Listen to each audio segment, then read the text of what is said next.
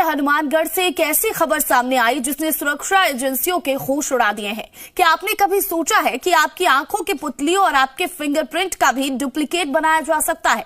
जी हां, हनुमानगढ़ में एटीएस ने एक ऐसे फर्जी आधार फैक्ट्री का भंडाफोड़ किया जहां रबर के अंगूठे और कागज की आंखों से देश की सुरक्षा में सेंध लगाई जा रही थी।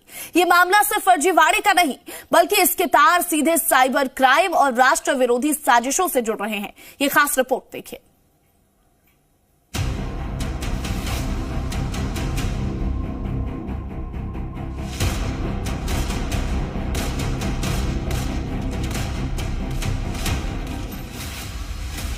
राजस्थान का हनुमानगढ़ इलाका भादरा नगर पालिका के बिल्कुल पास चल रहा था पहचान की चोरी का ये काला खेल। एटीएस और जिला पुलिस ने जब यहाँ छापेमारी की तो जो मिला उसने सबके पैरों तले जमीन खिसका दी। मुख्य आरोपी कुलदीप शर्मा ऑपरेटर आईडी का इस्तेमाल कर फर्जी आधार कार्डों की खेप तैयार कर रहा था। हैरान करने वाली बात यह है कि जिस सेंटर की लोकेशन गुजरात होनी चाहिए थी वो अवैध रूप से राजस्थान की मिट्टी पर चल रहा था।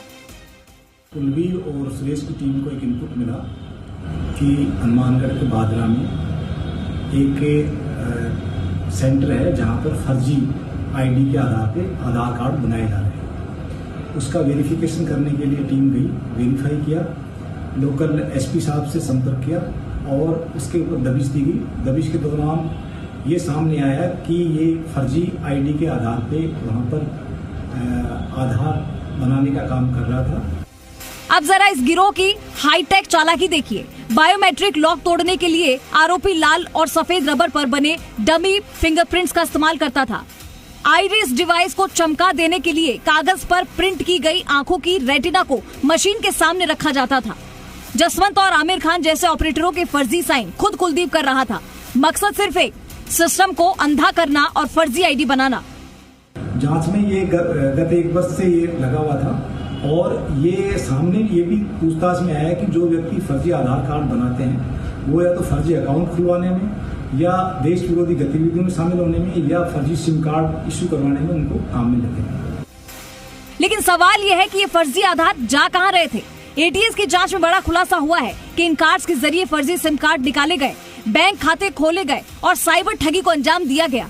इतना ही नहीं, आशंका है कि इसी आधार पर बने फर्जी पासपोर्ट से खूंखार अपराधी देश छोड़कर भाग निकले।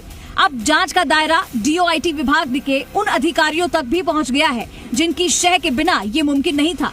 एटीएस ने आरोपी का लैपटॉप और मोबाइल जब्त कर लिया है। फॉरेंसिक जांच में पिछले 1 साल का कच्चा चिट्ठा खुलेगा।